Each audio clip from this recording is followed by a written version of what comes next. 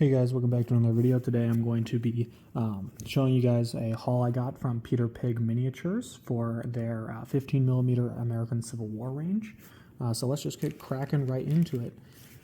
So I bought these figures to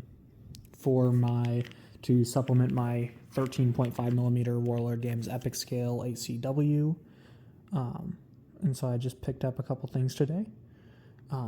First off, this is going to be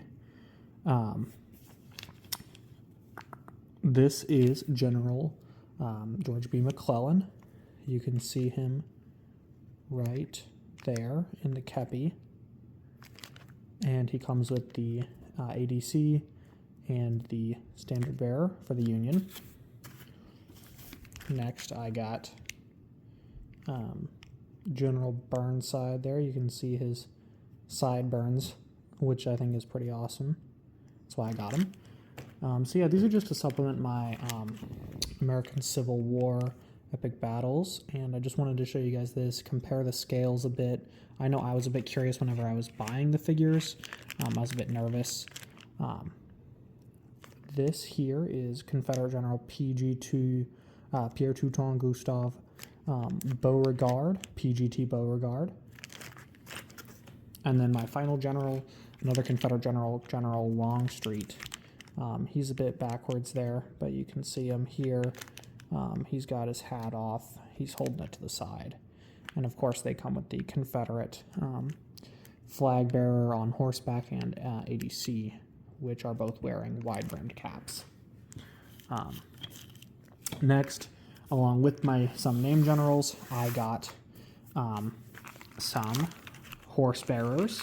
So the main thing I got was the cavalry, because I didn't really enjoy the plastic kit or the metal old resin and metal kits for the cavalry and that kind of stuff.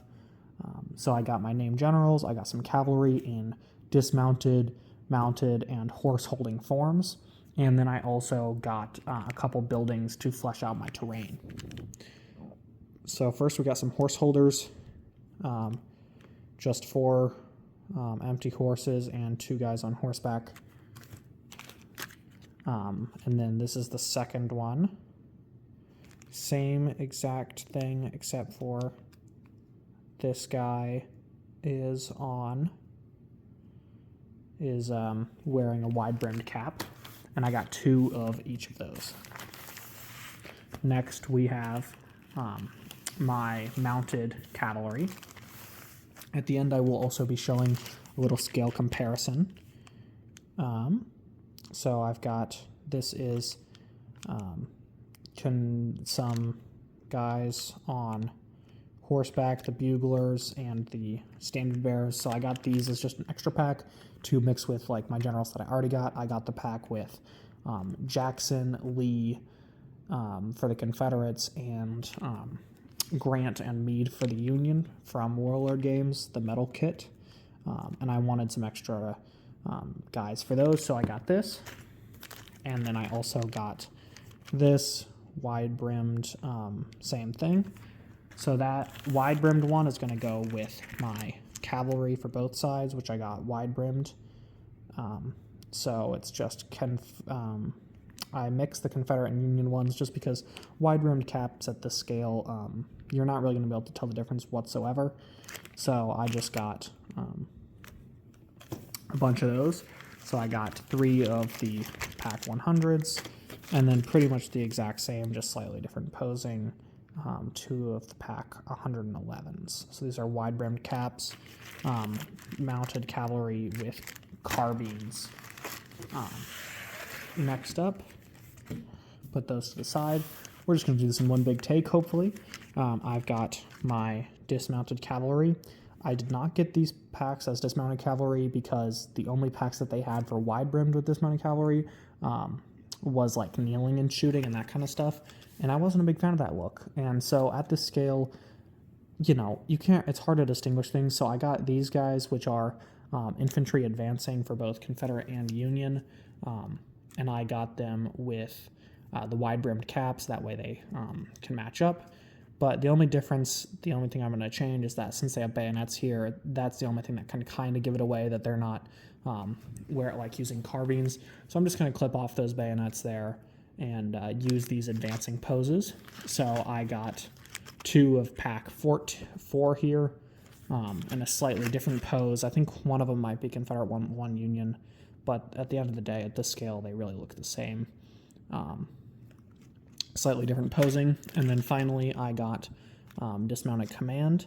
So it comes with a 3 officer sword bearers, 3 dismounted standard bearers, and 2 drummers.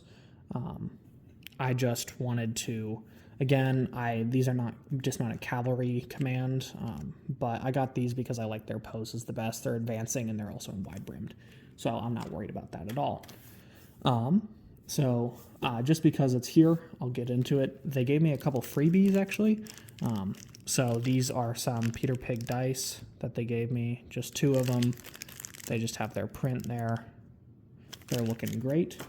And finally, they gave me this. I don't know if this is standard, but this is a freebie of Brigadier General Low Armistead of the Armistead's Brigade, which was part of Pickett's division, and they have him in his famous pose as Pickett's Charge, where he stuck his hat through his sword while he charged. That way his men could, it's like a morale boosting effect and to lead their men into combat. This guy looks awesome. It's an amazing freebie, and I really enjoy this, and this made me really happy to see this, and I'm really glad they included it.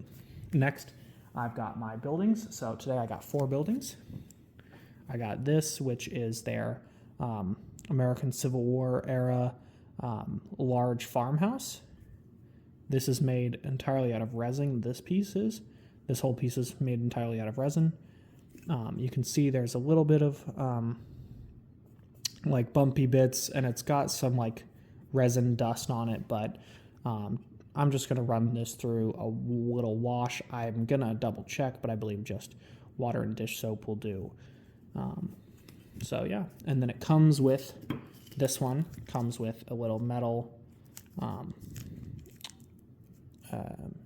awning that you can attach. That looks pretty good. Next up, I got the small farmhouse for the ACW range. Looking pretty good. This one also comes with a little piece here to put in an awning over this area.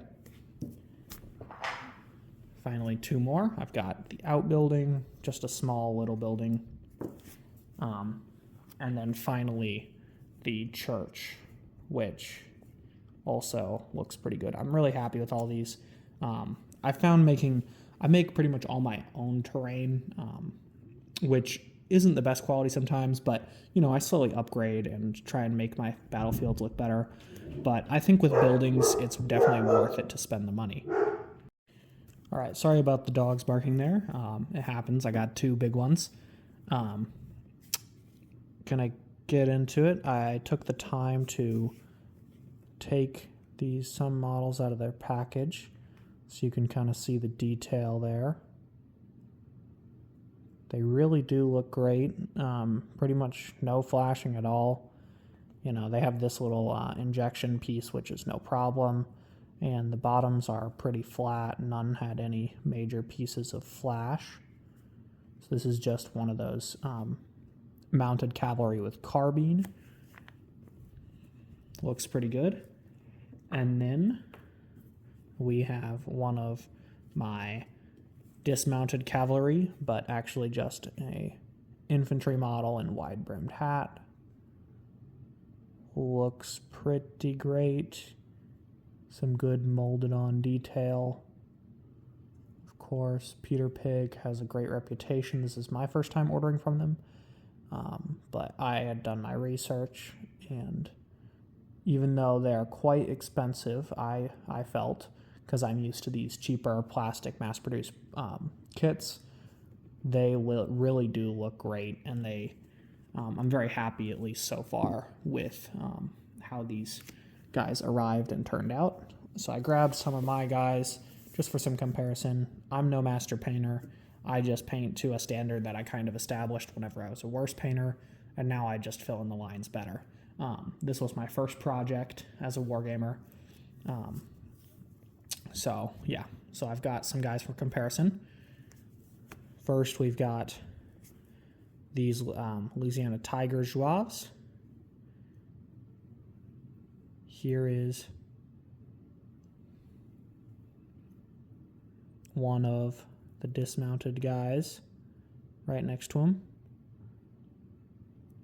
So they are a little bit bigger, as to be expected, 13.5 versus 15.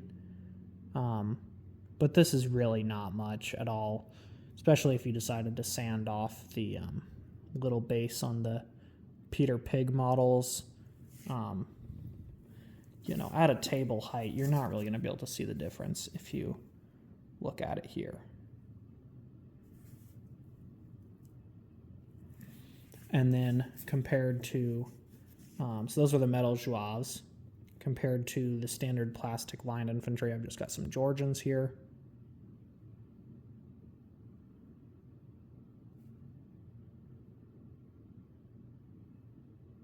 You can see they match up pretty good. Yeah, I'm perfectly fine with it. I guess some people might be a bit pickier, but yeah. Then I've got Stonewall Jackson here, and here is a cavalry model, my carbine guy, back to back. So this difference does appear a little bit more noticeable.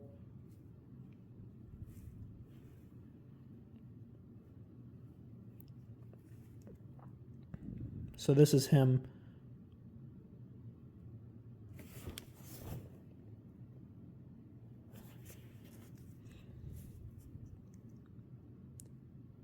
a little bit more noticeable, a bit bigger, but to me, you know, when you have, especially with these guys will be masked, I think they're going to look just fine. They're going to blend in just fine. You can see I've got a little, you see them on the tabletop, not really going to be that big of a difference, especially for the command bases. If you want to mix these guys, I'm going to be rebasing my commanders from these squares to round bases, and including, I'm still debating the number, but probably 2 men on horseback like the name generals came from Peter Pig. And so probably just like with these two, with these guys that I had from Warlord, just put them on slightly elevated maybe if they're on the exact same base. But I think not being on the same base, as long as you're not mixing like non-command bases like cavalry and that such, I think it should work just fine. I thought about mixing maybe some of the unnamed regimental commanders on horseback that they included on the Warlord Games Epic Sprue into my cavalry, but I don't think I'll be doing that considering the size and considering I do have enough models otherwise, even without those guys. So yeah, that was my the entirety of my review. I hope you guys enjoyed it. I just wanted to give people a reference for Peter Pig, how it looks when you get it, how it is when you get it. I live in the central United States, and Peter Pig was amazing at the shipping time. It took me about 10 days to get here from the day I placed my order until the day I received the package. And I'm very happy with my product. That's a good size comparison.